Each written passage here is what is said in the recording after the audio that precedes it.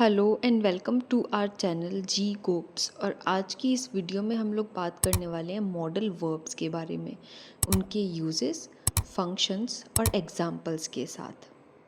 Modal verb दो words को मिला के बना है, यानी मॉडल और वर्ब। तो मॉडल वर्ब्स को समझने से पहले हमें ये जानना ज़रूरी है कि एक वर्ब क्या होता है। वर्ब कोई भी एक ऐसा वर्ड है जो कि किसी एक्शन या किसी स्टेट ऑफ बीइंग को डिस्क्राइब करता है। Here, action can be any physical action like writing or can be any mental action like thinking. And state of being can be an event or happening like existing in itself is a state of being.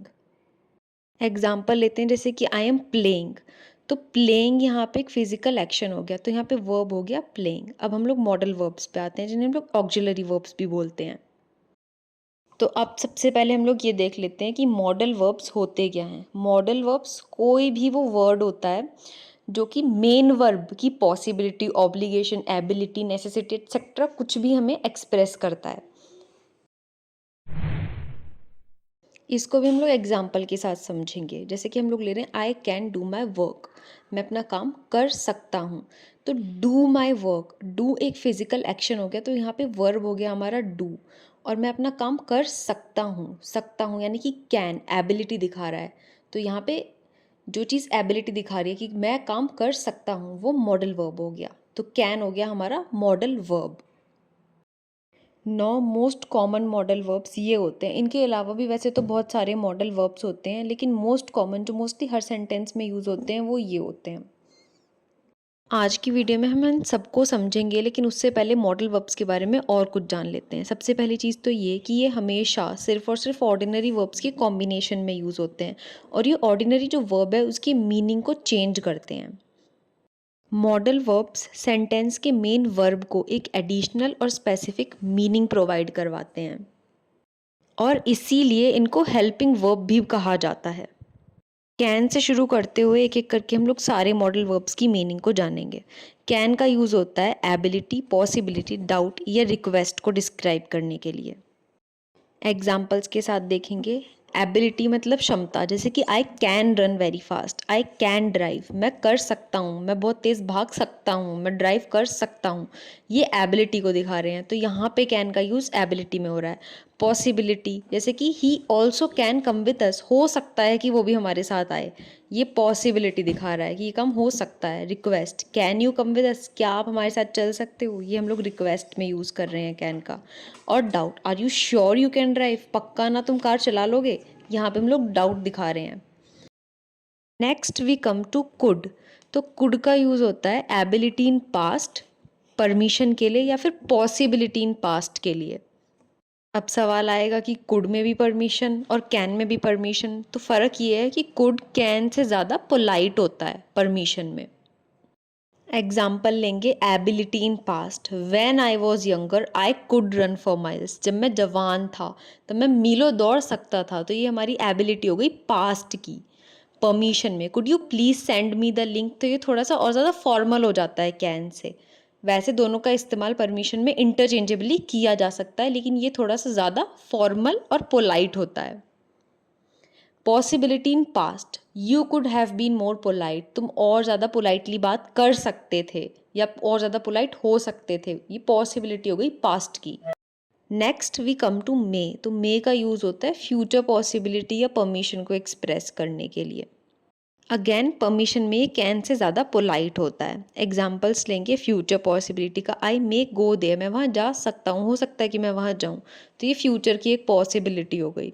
Permission, मे आई कम इन, ये हम लोग school में हमारे पूछते ही पूछते हैं, तो ये और ज़्यादा पोलाइट वे होता है, कैन और कुड से ज़्यादा पोलाइट होता है।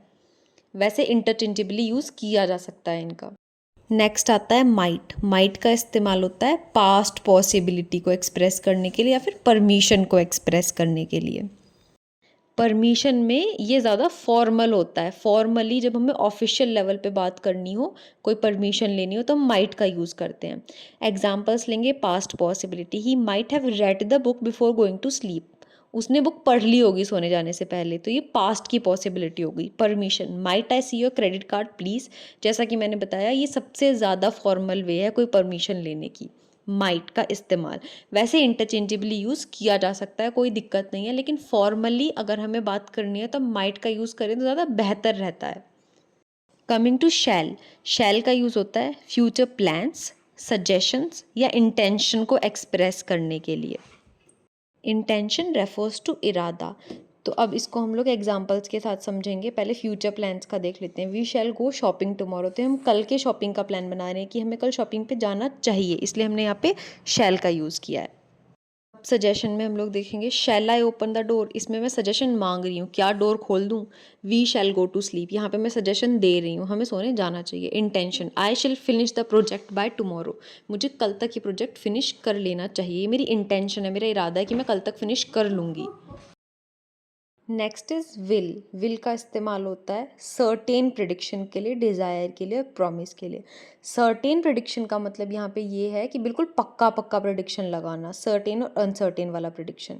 सर्टेन प्रिडिक्शन में एग्जांपल लेते हैं, इट विल रेन टुमारो, कि कल बारिश होगी, बिल्कुल पक्का प्रिडिक्शन लगाया गया है, सर्टेन प्रिडिक्शन लगाया गया है कि कल बारिश होगी। सर्टेन का मतलब होता है श्योर, बिल्कुल श्योर प्रिडिक्शन लगाना, इसीलिए विल का यूज़ होता है। नेक्स्ट एग्जाम्पल लेते हैं डिज़ायर का। जैसे कि I will be rich one day, कि एक दिन मैं अमीर हो जाऊंगा या जाऊंगी, तो ये हमारी डिज़ायर है कि एक दिन अमीर होंगे हम। Promise, I will do my best, मैं प्रॉमिस कर रही हूँ कि मैं अपना बेस्ट दूंगी, तो विल का यूज़ प्रॉमिस में भी होता है। Next we come to should. Should का यूज़ होता है एडवाइस देने में, रिकमेंडेशंस देने में और एक्सपेक्टेशंस जताने में। इसको भी एग्जाम्पल्स के साथ देखेंगे। सबसे पहले एडवाइस का एग्जाम्पल लेते हैं, यू शुड गो देयर, यहाँ पे मैं एडवाइस दे रही हूँ कि तुम्हें वहाँ जाना चाहिए। रिकमेंडेशन और एडवाइस मोस्टली सेम सेम होती है, बस फ़र्क इतना है कि रिकमेंडेशन एडवाइस का ही एक फॉर्मल वे है। हम लोग फॉर्मली रिकमेंडेशन देते हैं और इनफॉर्मली हम लोग एडवाइस देते हैं। तो रिकमेंडेशन में जैसे we should hire him. Expectation, the train should arrive in a few minutes, ये मेरी एक्सपेक्टेशन है कि कुछ मिनटों में ट्रेन आ जाएगी, यहाँ पे भी शुड का यूज़ होता है। Next in the line is would. It is use to express willingness, invitation या कोई पास्ट की हैबिट। इसको भी हम लोग एग्जाम्पल्स के साथ समझेंगे। Willingness, I would be happy to assist, ये मेरी विलिंगनेस है, मेरी चाह है कि मैं आपको असिस्ट करूं, तो मैं बोलूँगी I would be happy to assist. Invitation, would you like to join us for dinner, इसमें हम लोग इनफॉर्मली एक इन्विटेशन दे रहे हैं। Past habit, every summer we would visit my grandparents house, हर गर्मी में हम जाते थे मेरे ग्रैंड पेरेंट्स के हाउस में, तो ये एक पास्ट की हैबिट है। Now coming to must. Must का यूज़ होता है कोई नेसेसिटी, कोई ऑब्लिगेशन या कोई लॉजिकल कंक्लूजन को जताने में या एक्सप्रेस करने में। नाम से ही पता चल रहा है, मस्ट ज़रूर ज़रूर। एग्जाम्पल ले लेते हैं, necessity, I must go there, मुझे वहाँ जाना चाहिए ही चाहिए।